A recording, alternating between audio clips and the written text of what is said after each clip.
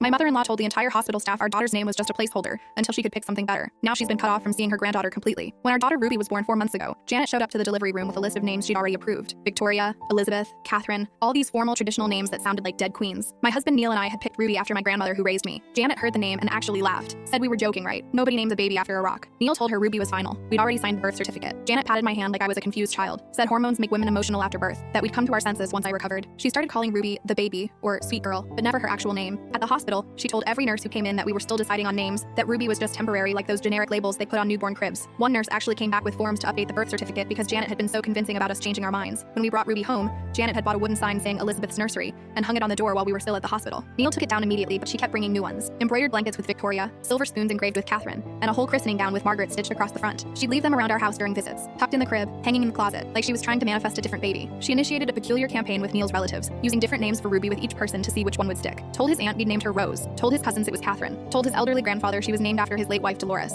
Created this confusion where nobody knew what to call our daughter at family gatherings. People would look at us strange when we said Ruby, like we were the ones being difficult. Then came the pediatrician incident. Janet had been asking about Ruby's appointments, said she wanted to be involved as a loving grandmother. I thought it was sweet, gave her the schedule. She called the office pretending to be me, tried to have them update their records to show Elizabeth Janet Turner instead of Ruby May Turner. The receptionist called me to confirm the change. When I confronted Janet, she said she was protecting Ruby from a lifetime of embarrassment, that strippers have names like Ruby, not respectable women. Last month, she started a secret group chat with Neil's side of the family about planning Elizabeth's first Christmas, sent out matching pajama orders with Elizabeth embroidered on them, made dinner reservations under the name, and created a whole gift registry for Elizabeth Turner. Neil's sister finally forwarded me the messages asking if we'd officially changed Ruby's name and not told anyone. The Facebook disaster happened on Sunday. Janet had been quiet for 2 weeks, so I thought maybe she'd finally accepted reality. I posted photos from Ruby's 4-month milestone shoot, just sweet pictures of her in a little dress my mother had sent from Italy. Within an hour, Janet had shared every single photo to her own timeline, but edited all my captions. Where I wrote, "Ruby's getting so big," she'd changed it to Elizabeth Victoria Turner, 4 months of perfection. She tagged all her friends, our pediatrician's office, Neil's workplace, even my employer somehow, announcing Elizabeth's official portrait session. But she didn't stop there. She created an entirely new Facebook page called Elizabeth Victoria Turner, our precious princess, using our photos without permission, added hundreds of her friends as followers,